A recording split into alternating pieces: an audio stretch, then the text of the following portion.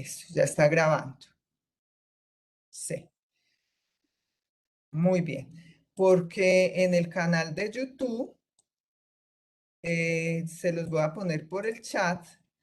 En este canal ustedes pueden bajar todas las conferencias de este espacio que se llama Enfermería al Día. Ahí está en el chat, el canal, el link, para que lo bajen. Lo pueden bajar por el nombre de la conferencista, por el nombre de la conferencia, y es muy importante, pues, porque ahí están como las memorias de este espacio. Bueno, hoy tengo el gusto de darle la bienvenida a la doctora Erika Giselle León Ramírez. Ella es enfermera de la Universidad Nacional de Colombia, especialista en investigación sobre el fenómeno de las drogas. Es magíster en ciencia escolar de enfermería de la Universidad de San Pablo, creo. Y si no, ella En ya nos va a ciencias. decir. Y doctora también en ciencia escolar de enfermería de la Universidad de San Pablo. ¿Sí? Sí, señor. Muy bien, entonces le doy pues la palabra. Queda pues el auditorio todo suyo. Muchísimas gracias por estar acá. Muchísimas gracias, María Beatriz, por la invitación, por la presentación, a usted y al grupo de investigación. Y muchas gracias también por disponer de estos espacios que yo creo que son bien importantes para discutir, para actualizarnos y para traer algunos temas que son como de relevancia también en salud pública, como por ejemplo la salud mental y la prevención del uso problemático de sustancias. Como María Beatriz dijo, pues prácticamente toda mi posgraduación yo la realicé aquí en Brasil. Actualmente vivo acá. Soy profesora de una universidad pública, de la Universidad de São Paulo, de la Escuela de Enfermería. Eh, y específicamente del área de salud mental y más específicamente todavía del área de uso de sustancias psicoactivas. Entonces la idea hoy es hablar un poco, discutir un poco sobre esa línea de investigación, traer un poco de cuál es el papel del enfermero o del profesional de salud en la atención primaria con relación a la prevención del uso problemático de sustancias, qué se puede hacer, cómo lo podemos hacer, y contar un poco también pues, de mi experiencia en investigación y en práctica también un poco acá con el sistema de salud brasilero con respecto a ese tema. Entonces voy a compartir mi presentación.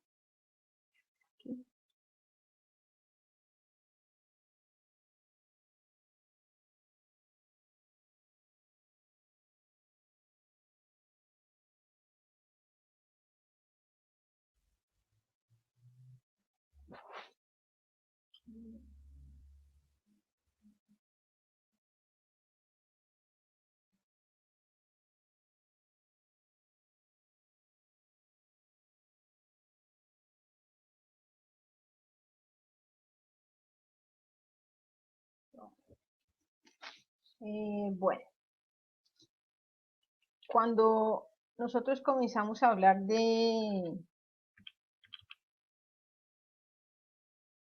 yo creo que mi computador está un poco lento. Para ustedes no está avanzando la presentación, ¿cierto? Estamos viendo la portada, el papel de... Ahora, Ahí sí, ahí sí. eso. Entonces, cuando hablamos de uso de sustancias psicoactivas, a mí me gusta siempre traer este tipo de contexto. Estas figuras que ustedes ven aquí son unas imágenes de un artista polaco que se llama Paweł Kuczynski. Quien tenga interés puede buscar. Aquí está, aquí. Paweł Kuczynski. Y él trae una serie de imágenes que son muy relacionadas con críticas a la situación actual del mundo, cuestiones sociales bastante fuertes, conflictuosas. Entonces, cuando nosotros hablamos de uso de sustancias psicoactivas, no podemos dejar de lado ese contexto y ese tipo de situaciones que vivimos hoy en día, pensando que vivimos en un mundo que es desigual, ¿cierto? Y que existen diferentes tipos de vulnerabilidades en esa sociedad y en las personas que cuidamos. ¿cierto? Entonces aquí tenemos una imagen que muestra como un contenedor de basura con un monito de regalo, ¿no? Con una cinta de regalo aquí. Que trae como por ejemplo esa desigualdad que tenemos entre personas que tienen mucho, personas que no tienen nada, ¿sí? Lo que para unas personas es sobras, para algunas personas puede ser lo que salva su día a día, ¿sí? Lo que para algunas personas es basura, para otras personas es lo único que ellos tienen para subsistir. Entonces es importante cuando se piensa en el uso de sustancias pensar un poco en esa desigualdad social. Aquí, por ejemplo, en esta otra imagen tenemos dos niños. Uno, que creo que aquí quedó cortado, pero él está jugando con un carrito y este acá tiene que trabajar empujando, jalando un carro. Son dos situaciones que uno ve en la realidad, ¿no? Niños que deberían estar estudiando, que deberían estar eh, que deberían estar desarrollándose como niños, ¿no? Tienen que trabajar, tienen que hacer otro tipo de actividades. Son contextos que son reales y que en algunas situaciones están muy relacionados con el uso de sustancias psicoactivas. O tal vez podemos decirlo de forma contraria, ¿no? El uso de sustancias psicoactivas está relacionado muchas veces con esos contextos más difíciles y la vulnerabilidad social.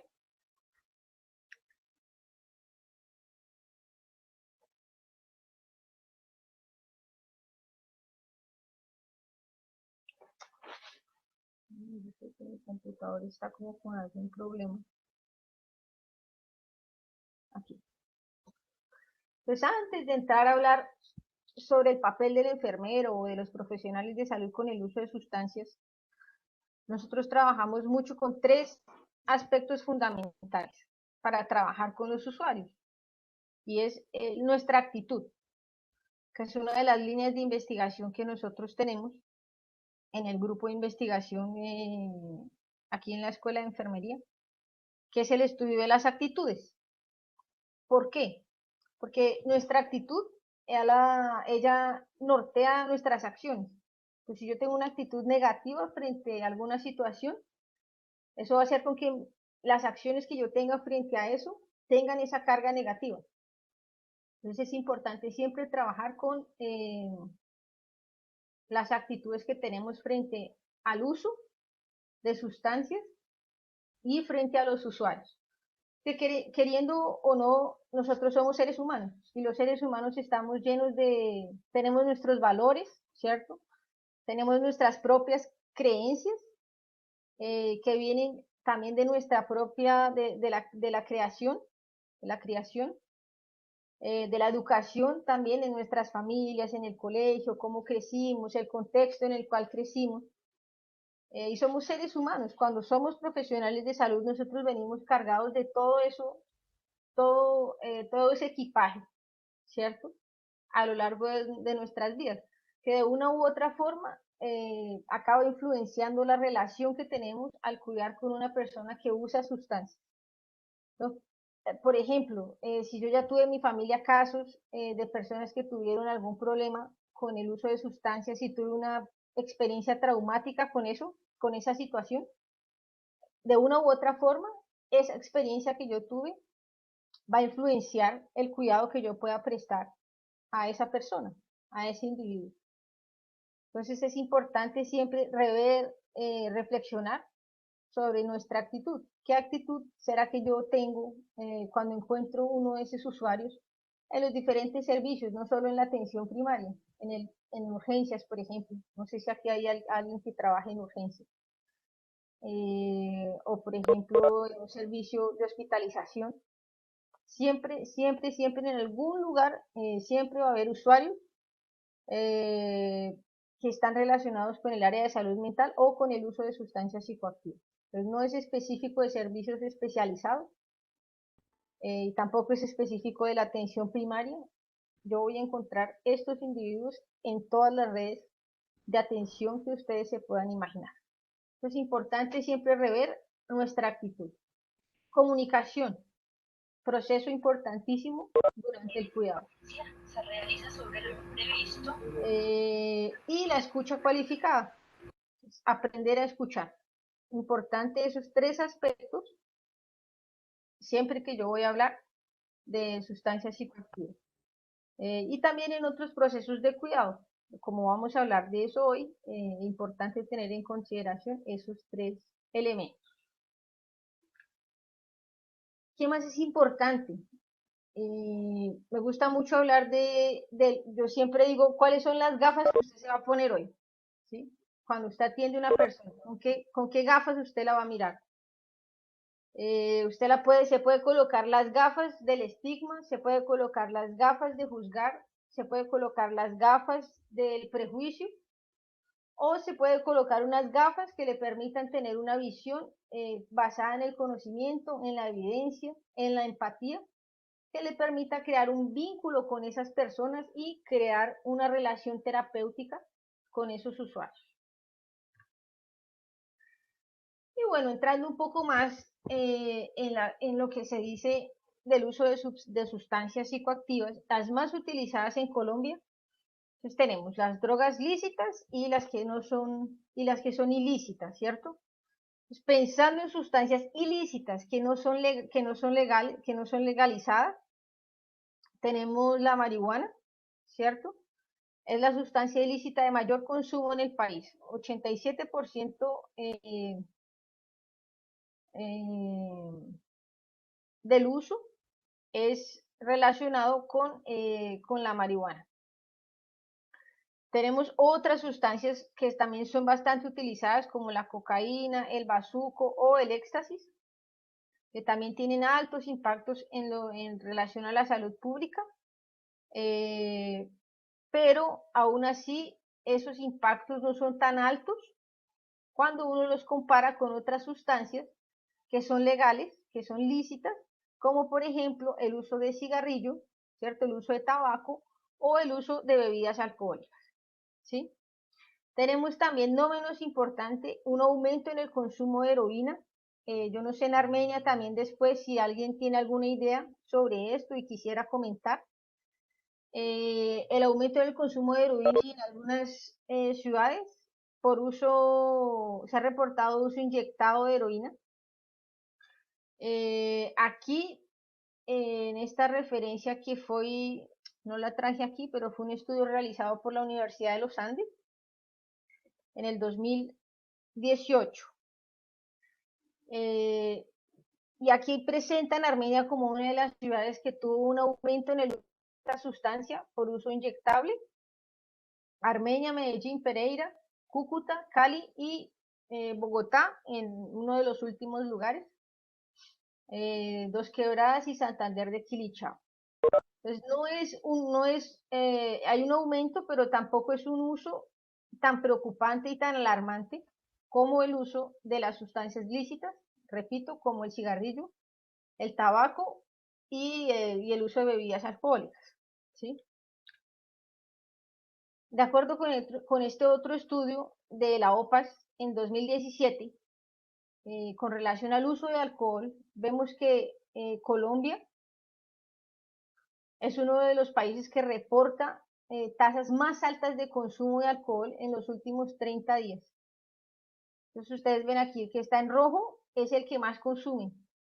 Entonces ustedes ven que de América de Sudamérica es Colombia y tenemos Argentina como los países que tienen tasas más altas de consumo de bebidas alcohólicas. Seguido tenemos aquí yo creo que Uruguay y Chile, ¿cierto? Después tenemos Estados Unidos, ya de América del Norte, una partecita aquí de Canadá también. Y para este estudio Brasil no entraría, pero hay otros estudios que colocan a Brasil como también uno de los países que tiene una de las tasas también más altas. Entonces estaría Colombia, Brasil y Argentina y Chile como los países que más consumen bebidas alcohólicas. Y aquí. con relación a tasas de mortalidad relacionados al alcohol también, aquí parece bajito, ¿no? Pero si pensamos en la cantidad, digamos, de población, ¿no? Y la facha la franja de edad, ustedes pueden ver aquí que la mayoría son hombres, ¿cierto? Entre el 10 y el 15% de los hombres mueren por causas relacionadas al uso de alcohol. Si ustedes paran para pensar un poco, es una tasa bastante alta, a pesar de que en otros países es mucho más elevada. No deja de preocupar esa cifra en Colombia también.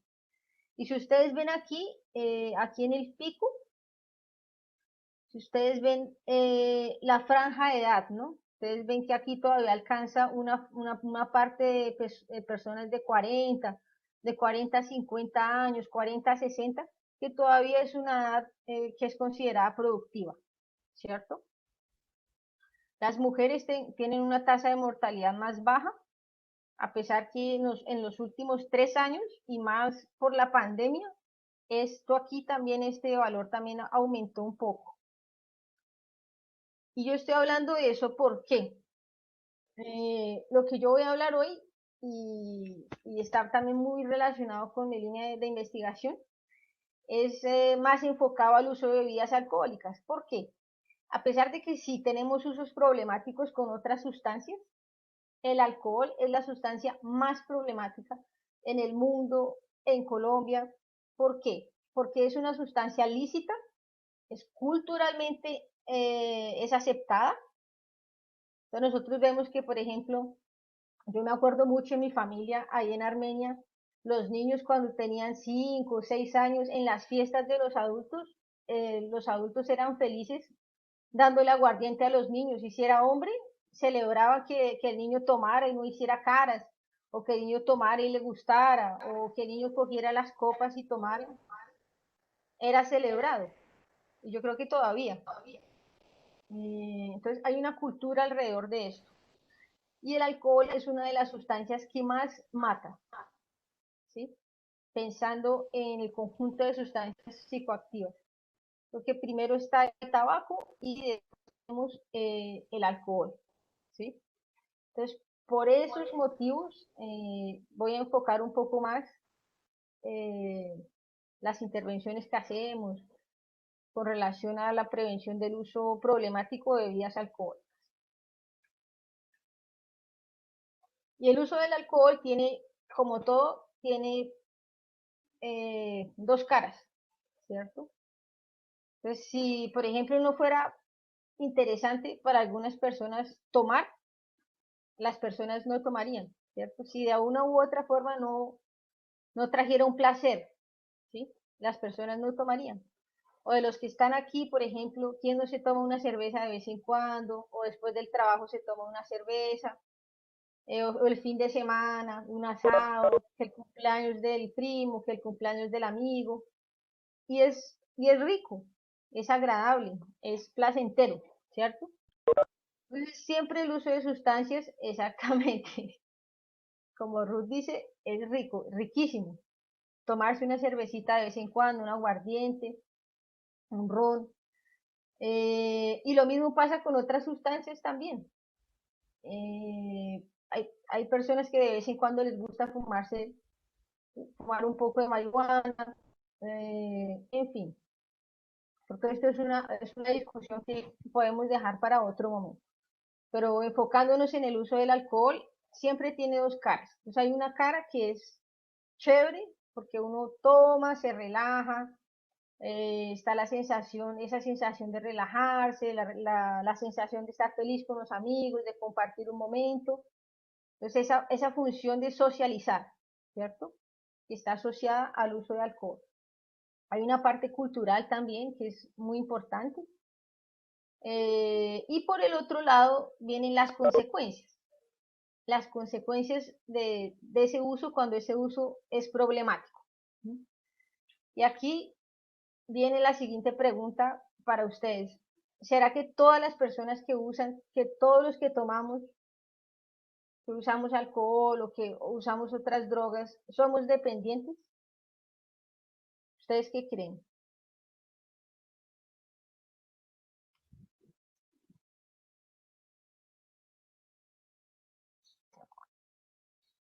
Pueden colocar ahí en el chat.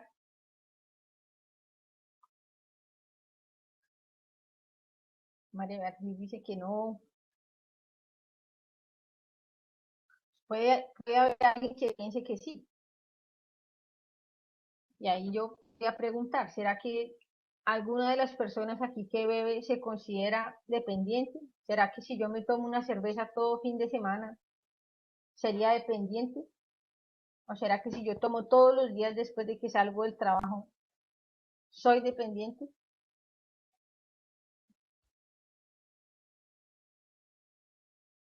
Entonces,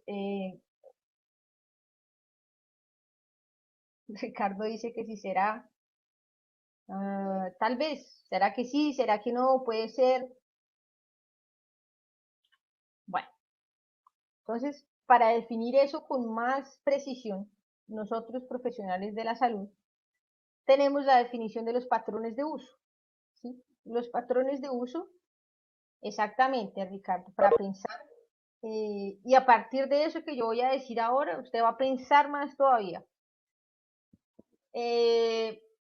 La Organización Mundial de la Salud define los patrones de uso. Entonces, define un patrón de uso como la frecuencia y la cantidad con la que usted toma, con la que usted usa una sustancia. En este caso vamos a hablar del alcohol, que es lo que más tiene estudios y lo que más está definido. Pero un patrón de uso se puede aplicar para cualquier sustancia. Entonces, es la frecuencia y la cantidad con la que yo voy a usar, ¿cierto? Eso se llama patrón de uso. Y hay varios tipos y hay varios patrones de uso, ¿sí? ¿Cómo que yo voy a definir si la persona ya tiene un problema o no tiene? Yo estoy, por ejemplo, soy enfermera allá en la atención primaria, en la UPA tal. Yo no sé si allá todavía se llama UPA. Estoy allá trabajando y de repente viene una persona y yo le pregunto que si usa bebidas alcohólicas, me dice que sí. Y yo quisiera saber si esa persona tiene algún problema. Entonces yo voy a usar esta definición de patrones de uso. Entonces yo tengo usos que son de bajo riesgo, personas que no beben o que son abstemias, o personas que usan una cantidad muy baja a la sugerida por la OMS. ¿Y qué cantidad es esa? Y aquí que todos van a empezar a hacer cuentas. Hombres. Y aquí también hay una cosa que yo siempre quedo así indignada de esta diferencia que ustedes van a ver aquí. Pero infelizmente la fisiología es así. Hombres. Los hombres pueden tomar, si van a tomar una vez por semana, lo recomendado es menos de 5 dosis. ¿Qué sería una dosis? Por ejemplo, los que toman cerveza, una latica de cerveza de 350 mililitros. Eso es una dosis. Entonces, si pensamos en cervezas, tomar menos de 5, una vez por semana. Salió el sábado, se tomó 4, está perfecto. Es considerado uso de bajo riesgo. ¿Por qué? Porque la OMS no considera ningún tipo de uso de bebida alcohólica seguro. Todo va a tener un riesgo. El único riesgo cero es no tomar. ¿Sí? A partir de que usted toma una cerveza o lo que sea, ya tiene un riesgo, pero es considerado bajo desde que sea así. Hombres, 4 cervezas máximo. O sea, menos de 5 dosis por ocasión. Si es una vez por semana. Si es, por ejemplo, si bebe todos los días, puede tomar máximo 2 latas de cerveza por día, descansando 2 días a la semana. ¿Qué significa eso?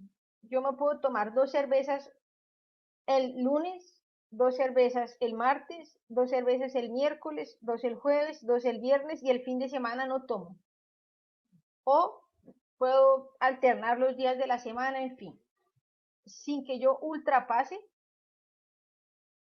la cantidad de 10 dosis a la semana, ¿cierto? Entonces bebiendo 2, 5 días a la semana para totalizar 10. Esto los hombres, ¿sí? Ya ustedes van haciendo, los hombres que hay aquí ya van haciendo las cuentas. Mujeres, aquí que la cosa se pone triste. Mujeres, una cerveza y media por día, máximo, haciendo una pausa de 2 días en la semana, ¿cierto? Si bebes solo una vez en la semana, máximo 3 cervezas y es considerado de bajo riesgo. Si usted, hombre o mujer que está ahí, toma más que eso, ya hay un riesgo más elevado y ahí ya toca tomar otros cuidados, ¿sí? Pero esto aquí sería considerado bajo riesgo. ¿Listo? ¿Por qué es importante entender esto? Porque así cuando una persona llega ya a su consultorio, que usted hace consulta de enfermería o que usted está en algún lugar y usted analiza cuál es el patrón de uso de la persona, usted puede definir conductas, ¿cierto? Yo puedo definir si realmente esa persona necesita un cuidado, si necesita que yo haga tal vez una transferencia para un servicio especializado, si realmente está con algún problema relacionado al uso. Entonces, para definir conductas, yo debo saber los patrones de uso. Diferentes tipos de dosis. Una copa de vino, esto aumentó, aquí está 90 mililitros, fue para 140. Entonces, 140 mililitros es, si yo tengo este vasito aquí, esta cantidad de vino es una dosis. Ya si yo me tomo la taza o el copo lleno o el vaso lleno, ya son 2 dosis, ¿sí? La mitad de este vasito es una sola. Una lata de cerveza que todos conocemos o una botellita de 350 mililitros y una copita de destilado, por ejemplo una copita aguardientera. Eso es una dosis. O sea, ustedes ya van haciendo las cuentas. Entonces aquí de nuevo tengo entonces una lata de cerveza, una copita de vino, una copita aguardientera o las medidas más comunes son estas, la lata, la taza de vino y la copita. Un uso de riesgo, entonces un uso de riesgo es la persona que toma más que eso. Yo creo que casi todo el mundo, por lo menos todas las personas que yo conozco, son muy pocas las que toman en bajo riesgo. La mayoría están aquí, en este uso de riesgo. Entonces todavía no hubo daños relacionados con el uso, pero hay un riesgo de sufrir consecuencias debido a la forma en que se bebe, sea por la cantidad o sea por la frecuencia en que se usa la bebida. Tenemos otro tipo de uso que es el uso nocivo, que son muchas personas que, por ejemplo, llegan a la UPA hipertensas. Muchas veces esa hipertensión es resultado del uso nocivo de alcohol, por ejemplo. Yo tengo muchos pacientes que son hipertensos y que su hipertensión está asociada al uso de bebidas alcohólicas. Problemas legales por manejar bajo el efecto del alcohol, problemas financieros, una persona que gasta mucho en bebida y descuida algunas otras esferas de su vida, problemas sociales, discusiones familiares, por ejemplo, ya las personas empiezan a notar y a pedir que la persona pare de tomar, ya hay algunos conflictos alrededor de ese uso, ¿sí? Tanto en este uso de riesgo como en este uso nocivo podemos actuar en la atención primaria, por ejemplo, con intervenciones bien puntuales. Y tenemos la dependencia, ¿cierto? La dependencia es un diagnóstico clínico que solo podría ser diagnosticada por un médico, pero los otros profesionales de salud podemos sugerir diagnósticos. En este caso, por ejemplo, en el uso de sustancias, podemos sugerir una probable dependencia o signos de dependencia y remitir a esa persona para una evaluación más detallada por un clínico, por ejemplo. Bueno, ¿y cómo podemos identificar todo esto? ¿Cierto? Entonces, una forma es por la cantidad,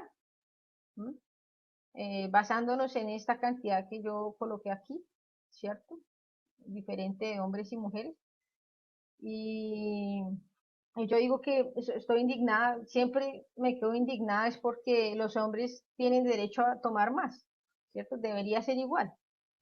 Pero infelizmente nuestra fisiología no permite que metabolicemos cantidades superiores a esta aquí, ¿no? Las mujeres tenemos una cantidad de enzima que metaboliza el alcohol menor y tenemos también más una cantidad de grasa corporal mayor. Entonces eso hace que ese metabolismo del alcohol sea menor, se dificulte un poco más.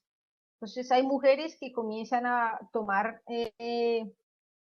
por ejemplo, menos tiempo y en menos tiempo pueden alcanzar más consecuencias graves con relación a ese uso cuando el uso es intenso en cortos periodos de tiempo, cosa que con los hombres demora un poco más en ser evidente. Bueno, ¿y qué podemos hacer? Identificamos y ahí, bueno, ¿qué podemos hacer frente a eso? Entonces, lo primero es una buena anamnesis, ¿sí? Investigar el patrón de uso, cuánto la persona toma, con qué frecuencia, dónde, con quién. Realizar un examen físico y psíquico en busca de problemas relacionados con el uso, como por ejemplo hipertensión, traumas por caída, signos de depresión o síntomas de ansiedad, irritabilidad, insomnio o síntomas gastrointestinales, por ejemplo, son muy comunes en el uso intenso de alcohol. Importante prestar atención a esto aquí. ¿Por qué? Cuando yo les dije a ustedes que el alcohol mata, además de estar relacionado con muchos accidentes, por ejemplo, accidentes de tránsito o accidentes laborales, el alcohol tiene una característica y es que cuando la persona suspende abruptamente el uso, puede hacer síndromes de abstinencia, ¿sí? Y el síndrome de abstinencia de alcohol es uno de los más graves. ¿Por qué? Porque desencadena una serie de complicaciones e inclusive algunas de ellas deben ser tratadas como una emergencia clínica y deben ser tratadas en unidad de cuidado intensivo. Por ejemplo, el delirium tremens y entre otras complicaciones por el síndrome de abstinencia. Entonces, identificar si la persona tiene temblores, ¿cierto? Temblores muy evidentes, si está sudando demasiado, si está con sudoresis, cómo está su mucosa bucal, si está lacerada, si tiene lesiones. Muchas veces el temblor es tan grave que usted ve temblor en la lengua.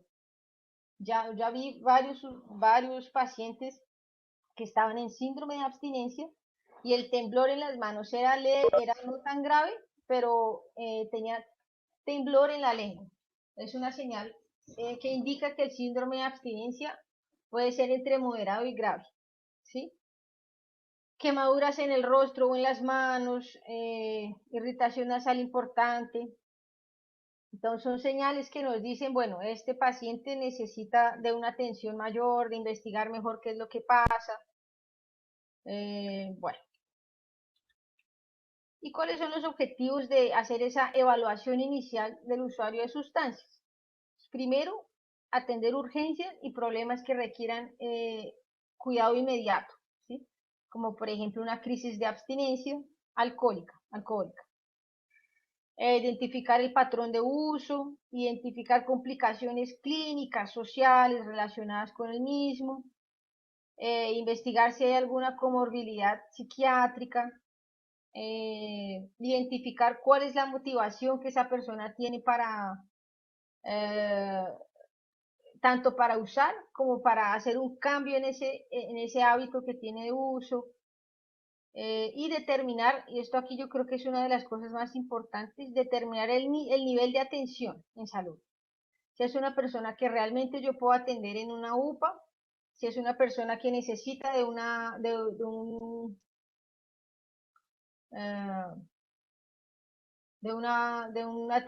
atención urgente, ¿sí?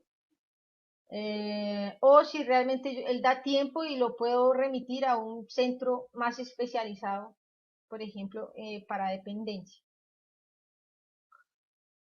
Y y determinar cuál es la intervención específica en esos casos. Entonces yo puedo aconsejar a ese paciente, acompañarlo, hacerle un seguimiento o remitirlo para el servicio especializado cuando es el caso.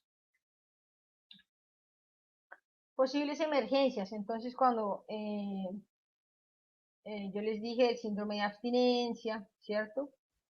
Entonces, además de esos síntomas que mencioné, cuando el paciente está eufórico, disártrico, que tiene dificultad para articular las palabras, que no coordina, no tiene coordinación motora, está hipotérmico, probablemente está prestes a entrar en coma, ¿sí?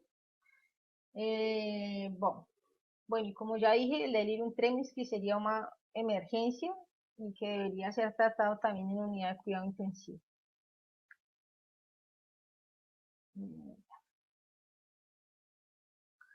¿Qué hacer en una emergencia, por ejemplo? Si estamos en la unidad, en una UPA, por ejemplo, identificar cuál fue el agente etiológico, iniciar el proceso de desintoxicación alcohólica, ¿sí?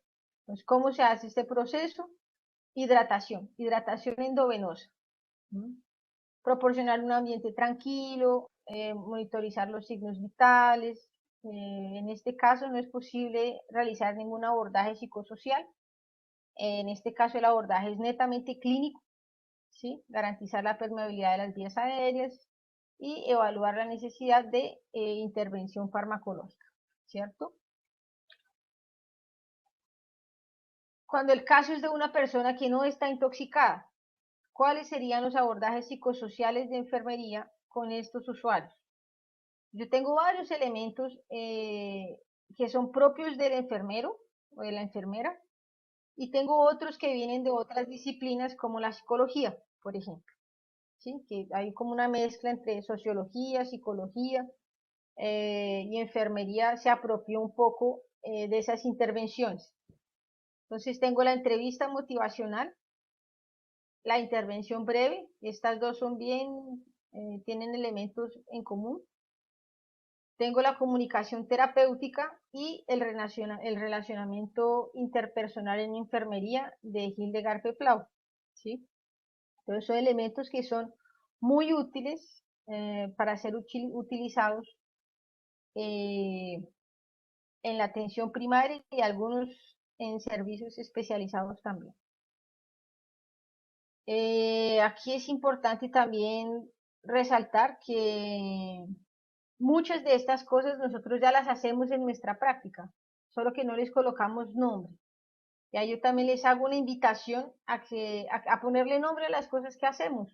Entonces, si yo utilizo técnicas de comunicación de lo que yo voy a hablar aquí, ustedes utilizan, nómbrenlo como utilizo la comunicación terapéutica.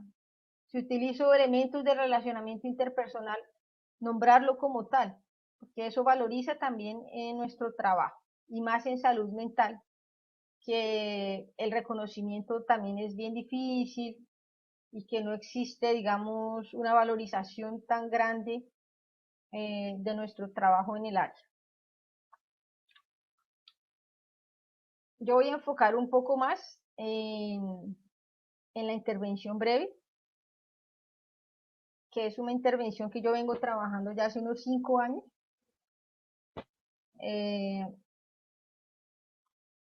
Es una intervención que nació en los Estados Unidos, en Canadá realmente, y que fue desarrollada a lo largo de los años en Estados Unidos. Es una intervención que es basada en la motivación, en técnicas para motivar auxiliar a las personas a desarrollar habilidades para cambiar, ¿no? Para cambiar hábitos de vida, hábitos comportamentales, entre ellos el uso de bebidas alcohólicas. Más recientemente la OMS definió una estrategia que es utilizada bastante en la atención primaria en Europa y en Estados Unidos, que se llama SBIRT, que en inglés significa Screening de rastreo, Brief Intervention de intervención breve y referral to treatment, que está relacionado con la transferencia o con la remisión de las personas más graves a los servicios especializados. Comenzando por el screening o por el rastreo. Esto tiene mucho a ver con la identificación de los patrones de uso que yo les acabé de explicar. Y para eso utilizamos algunos instrumentos que nos ayudan a establecer conductas y a identificar esos patrones de uso. Entre ellos, uno de los instrumentos más utilizados es el audit. No sé si ustedes lo conocen, ya escucharon hablar de él.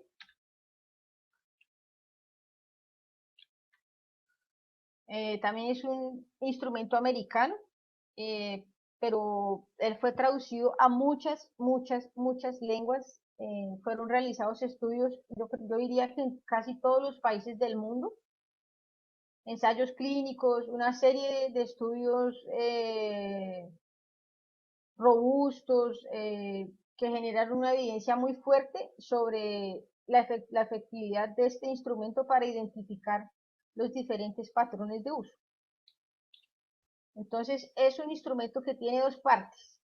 Una, que me va a decir la cantidad y la frecuencia que la persona usa, y otra parte que me va a decir si esa persona ya tiene problemas más graves relacionados con el uso. Exactamente. Yo creo que esa es una de las cosas, no vi bien quién dijo, pero esa es una de las cosas más importantes, registrar con el nombre. Realicé técnicas de comunicación terapéutica, o realicé entrevista motivacional, o realicé, siempre anotar en las notas de enfermería, valga la redundancia, lo que se hace, que muchas veces no lo hacemos, y es un trabajo nuestro, ¿sí? Yo creo que una forma de empezar a mostrar eso es a través de los registros. Entonces, muchas gracias por traer esa. Es una situación muy. A ver si se me van las palabras en español.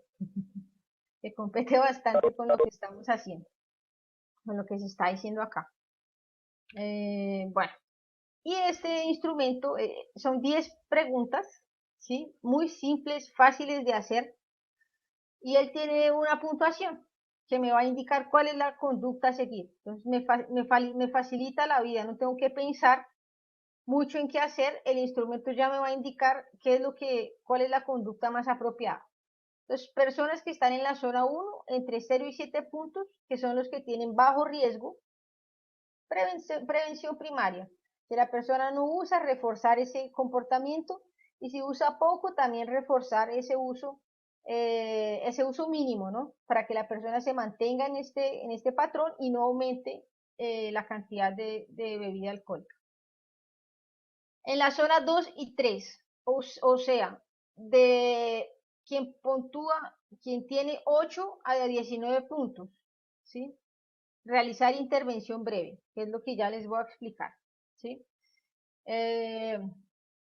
Y quien tiene puntos en la zona 4, entre 20 y 40, son personas que tienen probable dependencia. Entonces, orientarlas y referirlas a los servicios especializados para tratar estos usuarios, ¿sí? Entonces, en ese sentido, este tipo de instrumentos facilita mucho nuestra vida. Ahora, este instrumento tiene una variación, que son solo las 3 primeras preguntas, que también facilita todavía más. Usted dice, es que 10 preguntas, yo no logro aplicar eso en una consulta de enfermería o en una consulta médica, demora mucho. Entonces, utilice solo las 3 primeras preguntas, ¿sí? Que dicen sobre la cantidad y la frecuencia, y él también tiene una puntuación, un score específico que va a decir, también va a indicar qué hacer, ¿sí? Y bueno, y cómo abordar ese tema en la consulta, cómo hacer las preguntas, ¿sí? Cuando uno hace la consulta de enfermería o está haciendo la anamnesis, uno hace un montón de preguntas, como si la persona tiene antecedentes, si usa algún medicamento. Es una pregunta como cualquier otra, ¿sí? Y yo creo que el miedo no es hacer la pregunta, o tal vez la incomodidad no sea hacer la pregunta, sino qué hacer con la respuesta. ¿Sí? Entonces, después de que usted hace la pregunta y la persona dice que sí bebe, y usted indaga más y se da cuenta que la persona está bebiendo una cantidad importante, ¿qué hacer? ¿Sí? Entonces, la intervención breve ayuda muchísimo. Es una técnica que está destinada para ser usada en 10 a 15 minutos, es rápido, ¿sí? Y ella lo que va a hacer es aumentar la motivación de la persona para cambiar. No es que la persona va a cambiar solo con 10 o 15 minutos de consulta, pero es como si usted dejara una semillita, una semilla, plantó una semilla en la cabeza de la persona, para la persona pensar sobre eso, que muchas personas no se dan cuenta y creen que el uso no tiene nada que ver, por ejemplo, con una hipertensión, o no asocian algunos problemas clínicos con el uso, o algunos problemas en otras áreas con el uso. Entonces, ¿qué es lo que hacen las personas cambiar de comportamiento? Difícil, ¿no? Bien difícil. Yo creo que tal vez algunos de ustedes ahí ya hicieron dieta alguna vez, o intentaron, por ejemplo, ir al gimnasio. Yo creo que esa es la más típica. Ay, llega diciembre y cuando pasa diciembre, llega enero. Ah, no, en enero comienzo la dieta, en enero comienzo el gimnasio. Y ahí comienza, pero no acaba. Y ahí es difícil, ¿no? Sí. Es difícil parar. Por ejemplo, para mí es bien difícil parar de comer cosas. Y que son cosas ricas las que uno no puede comer. Entonces, más difícil todavía. Entonces, piensen eso en una persona que, por ejemplo, ¿quién acá le gusta el chocolate? No el chocolate de tomar por la mañana, sino el dulce, las chocolatinas. Debe haber algunos de ustedes que les gusta bastante. A mí me encanta. Y si alguna persona llegara así de repente y me dijera, ay, Mónica, usted no puede volver a comer nunca más. Yo no creo que yo pueda. Es bien difícil. Entonces, piensen eso con relación a la bebida. En algún momento para las personas ese uso se convirtió en la única fuente de placer. Algo que esa persona le gusta muchísimo. Y si usted de repente llega y le dice, no, mire, usted tiene que parar de tomar, no puede tomar más, tiene que parar, tiene que parar. Eso es como decirle a un niño chiquitico que no haga tal cosa, el niñito va y lo hace, ¿sí? Es difícil, es muy difícil confrontar. Entonces, nosotros trabajamos con motivación. ¿Qué es la motivación? Es eso que uno tiene allá adentro, que uno no sabe explicar, allá adentro, por allá en el estómago o en alguna parte, que hace con que uno haga las cosas, ¿sí? Pues, por ejemplo, ¿qué los llevó a ustedes a estar aquí hoy? Pensar ahí, cada uno de ustedes.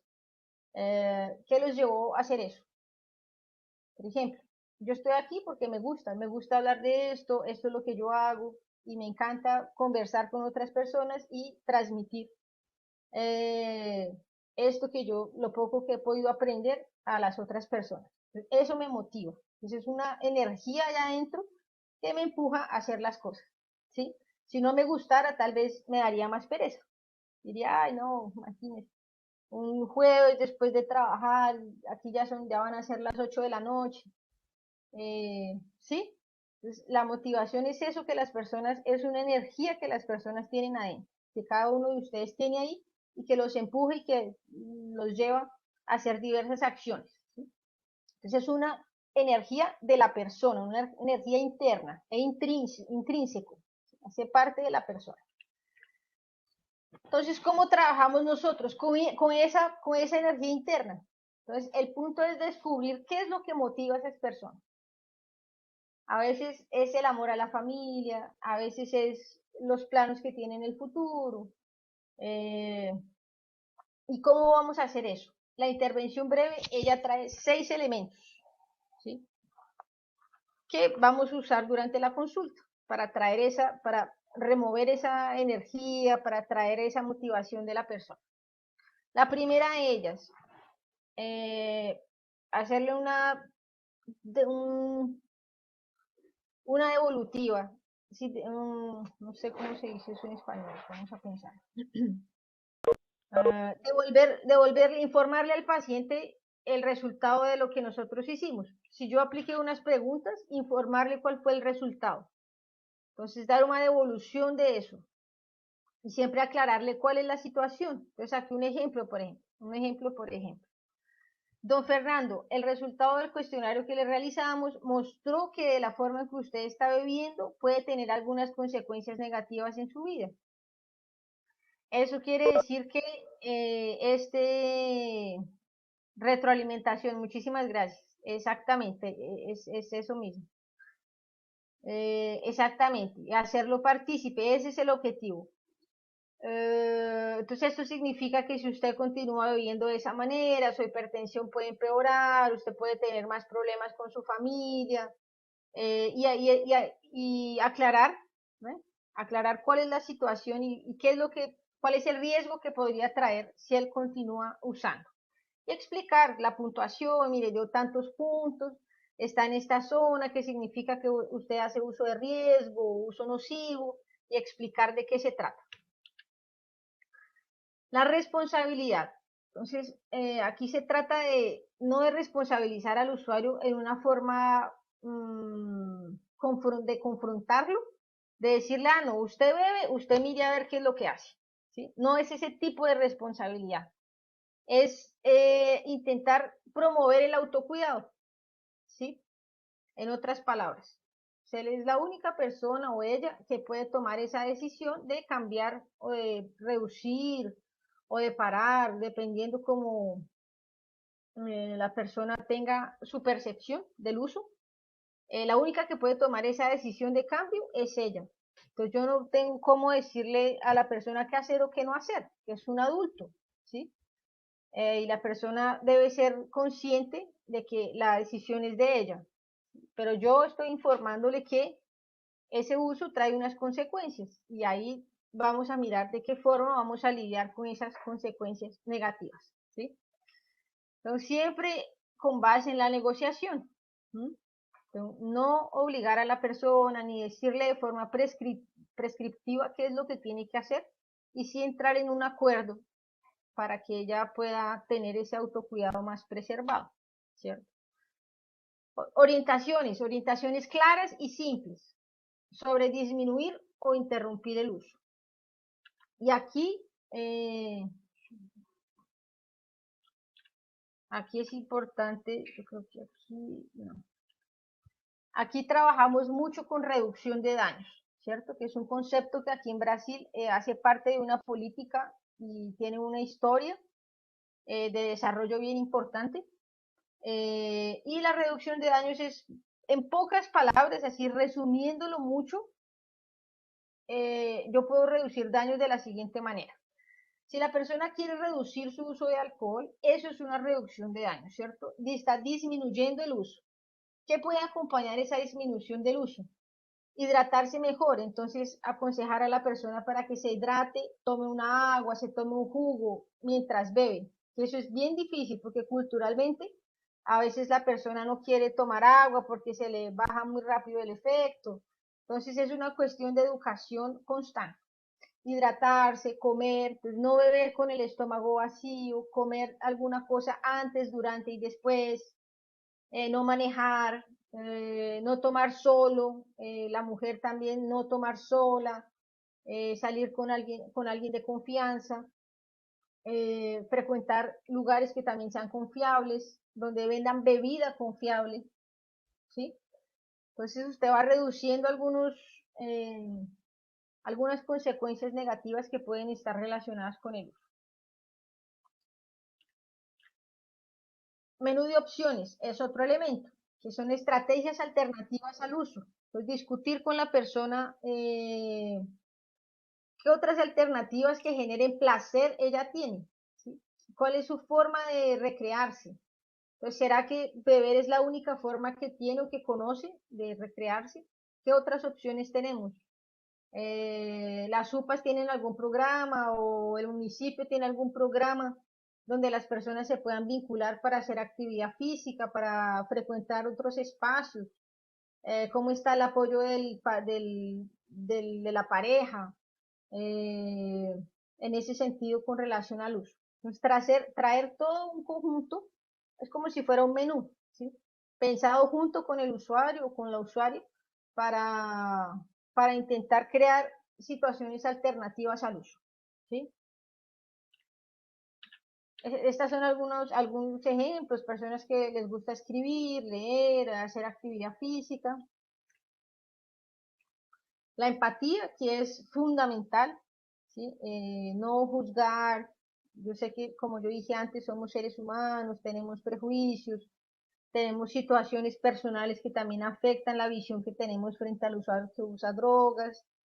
Entonces, siempre trabajar esa parte en nosotros, ¿sí?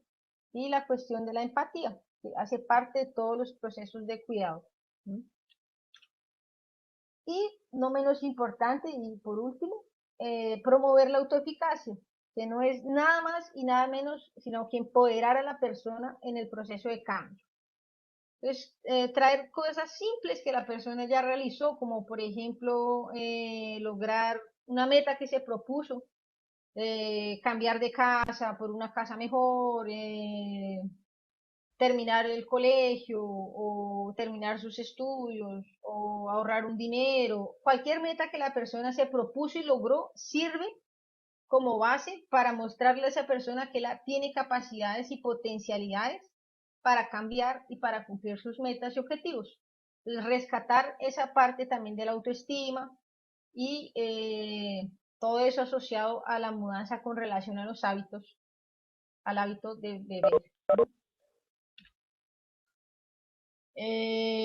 Aquí, por ejemplo, aquí en Brasil, nosotros aquí tenemos una red de salud donde la atención primaria tiene un papel fundamental en la articulación con otros servicios de la red. Entonces aquí el sistema de salud es único, un sistema único de salud que es gratuito. Y los usuarios de alcohol y drogas tienen varias opciones de tratamiento, por ejemplo, los servicios especializados, desde los que conocemos en Colombia, que son más enfocados en la internación, en la hospitalización, ¿cierto? Que son centros de rehabilitación, hospitales, y hay otra figura que se llama centros de atención psicosocial, que son centros de cuidado comunitario. Si el foco es la rehabilitación psicosocial, ¿sí? El foco es llevar al usuario a la comunidad, pero tiene equipos multidisciplinarios donde enfermería también se integra. Y esto viene articulado con la atención primaria en salud.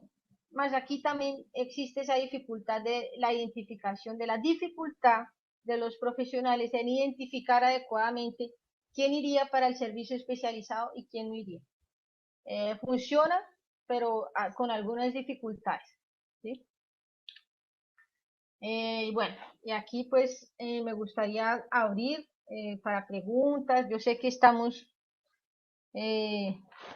ahí ya cerca de las 8, son las 8 pasaditas, pero pues por Acá son favor las 6:08. Bueno, por favor. muchísimas gracias por esa conferencia tan maravillosa y por contarnos la experiencia en el Brasil. Pues acá también se han hecho, como usted sabe, algunos pinitos y hay cosas que han funcionado. Lo que pasa es que falta como esa parte de continuidad, ¿no es cierto? De que los programas que se montan, como dependiendo también de la parte política. Entonces se montan algunos programas, funcionan muy bien mientras está como el gestor y luego se va esta persona y se caen esos programas y hay que volver como a arrancar. Entonces esa parte es bien difícil, pero no, hay que seguir luchando. Sí, es No cierto, y sé quién más Colombia, quiera participar.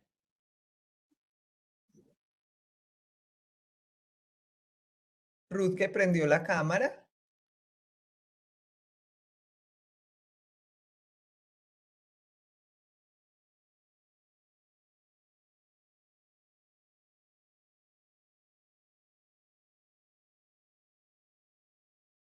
Ah, dice que está sin voz.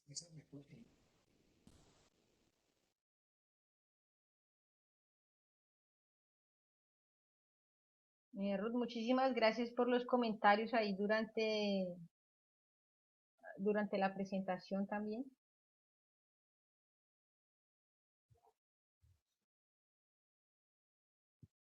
En Colombia, en Colombia se han hecho avances bien importantes también en el área de salud mental y de uso de sustancias a nivel de política. Yo intento, a veces es difícil, pero yo intento acompañar bastante y ha habido avances muy buenos.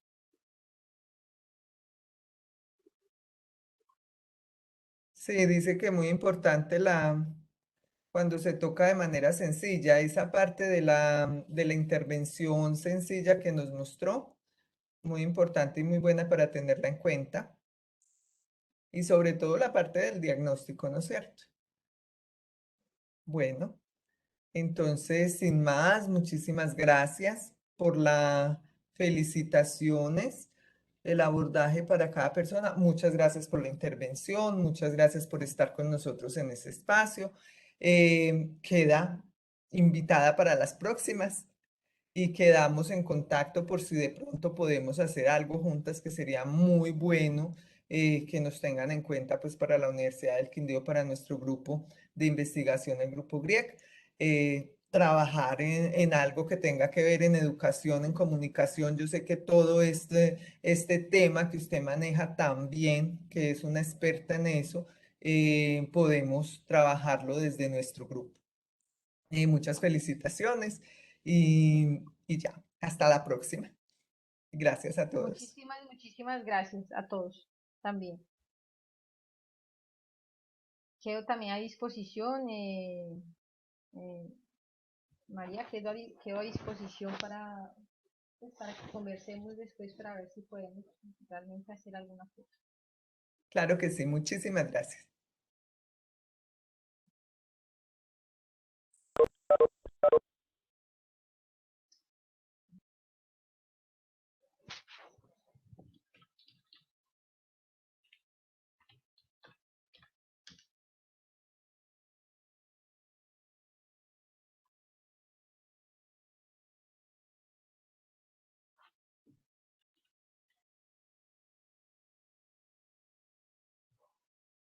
Al final es BR.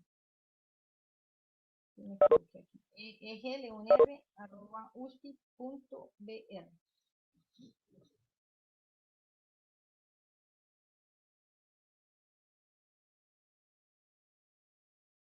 Que pase muy buena noche. Hasta luego.